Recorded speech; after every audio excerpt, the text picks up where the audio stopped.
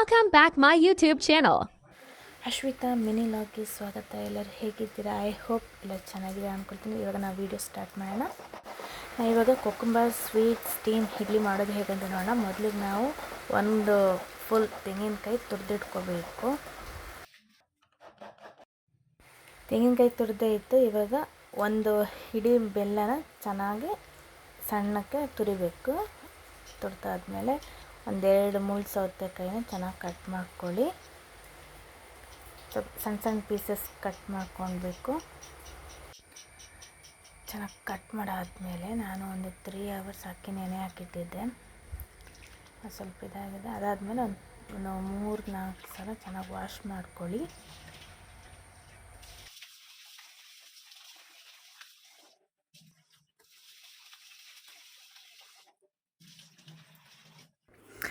ಅಕ್ಕಿ ವಾಶ್ ಮಾಡಿ ಆಯಿತು. 3 ಕಪ್ ಅಕ್ಕಿ ತೊಗೊಂಡಿದ್ದೀನಿ. 1 ಕಪ್ ಸೌತೆಕಾಯಿ, ಇನ್ನೊಂದು ಏಲಕ್ಕಿ, ಇದರ್ಧ ನಮಗೆ ನೆಕ್ಸ್ಟ್ ಹಾಕೋಕ್ಕೆ, ಮತ್ತು 1 ಕಪ್ಪು ಬೆಲ್ಲ, ಆಮೇಲೆ 1-2 ಕಪ್ಪು ತೆಂಗಿನಕಾಯಿ ತುರಿದಿಟ್ಕೊಂಡ್ರೆ ತೆಂಗಿನಕಾಯಿ. ಇವಾಗ ನಾವು ಮಿಕ್ಸಿ ಜಾರಿಗೆ ನಾವು ತೊಳೆದಿರೋ ಅಕ್ಕಿ ಹಾಕೋಣ.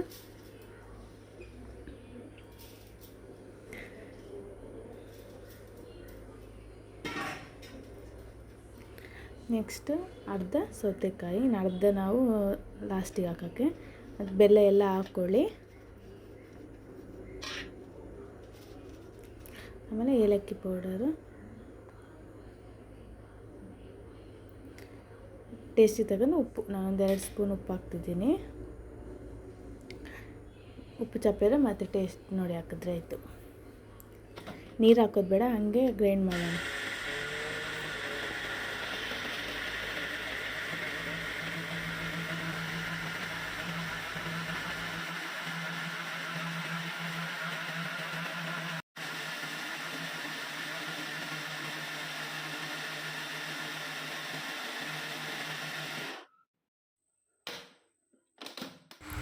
ರುಬ್ಬಿ ಆಯಿತು ನೋಡಿ, ಎಷ್ಟು ಕರೆಕ್ಟ್ ಬಂದಿದೆ. ಇವಾಗ ಒಂದು ತಪ್ಪಲೆಗೆ ಹಾಕೋಣ.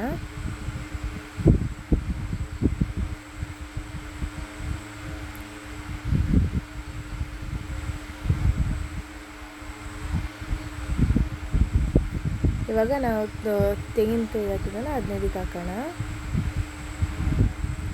ಆಮೇಲೆ ಅರ್ಧ ಸೌತೆಕಾಯಿ ತೆಗೆದಿಟ್ಟಿದ್ದಲ್ಲ ಅದನ್ನ ಪೇಸ್ಟ್ ಮಾಡಿ ಹಾಕ್ತಿದ್ದೀನಿ.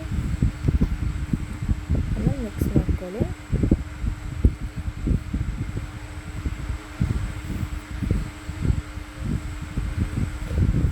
ಸ್ವಲ್ಪ ಹೊತ್ತು ಇಟ್ಕೊಂಡ್ಮೇಲೆ ಇವಾಗ ಒಂದು ತಪ್ಪೆ ನೀರು ಹಾಕಿ ಇಡ್ಲಿ ಕಪ್ ಹಾಕೋಣ.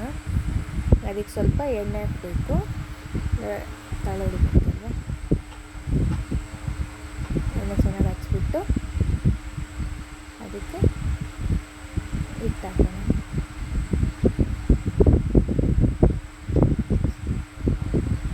ಹಾಗೆ ಇನ್ನೊಂದು ಪ್ಲೇಟಿಗೆ ಹಾಕೋಣ.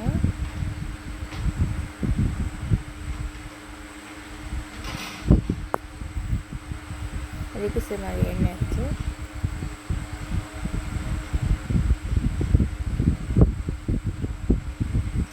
ಎಣ್ಣೆ ಹಚ್ಚಿ ಚೆನ್ನಾಗಿ ಲಾಸ್ಟ್ ತೆಗಿಬೇಕು, ಚೆನ್ನಾಗಿ ಬರುತ್ತೆ ಅದಕ್ಕೆ.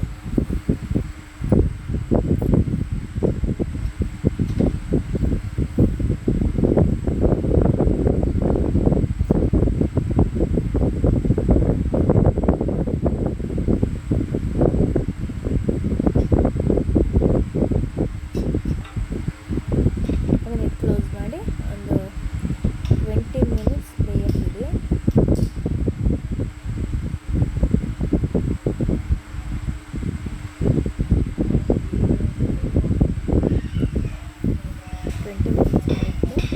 ಚೆನ್ನಾಗಿ ಬಂದಿದೆ ಅಂತ ಗೊತ್ತಾಗಿಲ್ಲದ ಒಂದು ಸ್ಪೂನಲ್ಲಿ ಚುಚ್ಚಿ ನೋಡಬೇಕು.